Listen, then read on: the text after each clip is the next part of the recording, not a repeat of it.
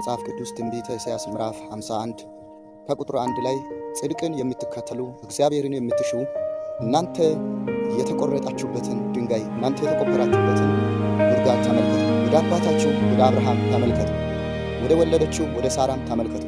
ብቻው በሆነ ጊዜ ጠራሁት፣ አበዛሁትም፣ ባረኩት የሚል ቃል የእግዚአብሔር ቃል አለ። እግዚአብሔር የጠራውን ሕዝብ ያበዛል። እግዚአብሔር የጠራውን ሕዝብ ይባርካል።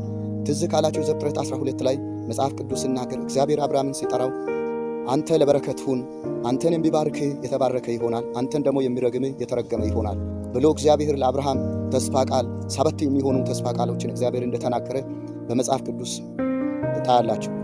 በዛ ቦታ እንደተናገረው እግዚአብሔር አምላክ በገላትያ በጳውሎስ በኩል እንደዚህ የሚል ቃል ተናገረ።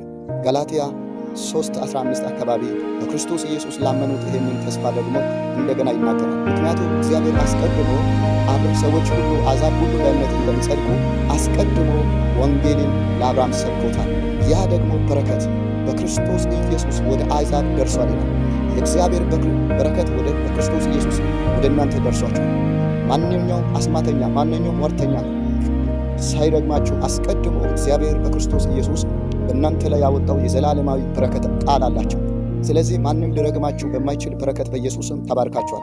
በክርስቶስ ኢየሱስ የተጠራችሁ ኢየሱስ የእግዚአብሔር ልጅ ነው ብላችሁ ያመናችሁ ዛሬ በኢየሱስ ክርስቶስም እንደተባረካችሁ ልነግራችሁ እፈልጋለሁ። የተኛው ባለማወቃችሁ ባለማስተዋላችሁ የሚከስ የመርገም ቃል በሕይወታችሁ ላይ ያወጣ አይሳካልህ አይሆንልህም ያለ የሚናገር ይስማ። በክርስቶስ ኢየሱስ በኢየሱስም እግዚአብሔር የአብርሃምን በረከት ወደ እናንተ አድርሷል።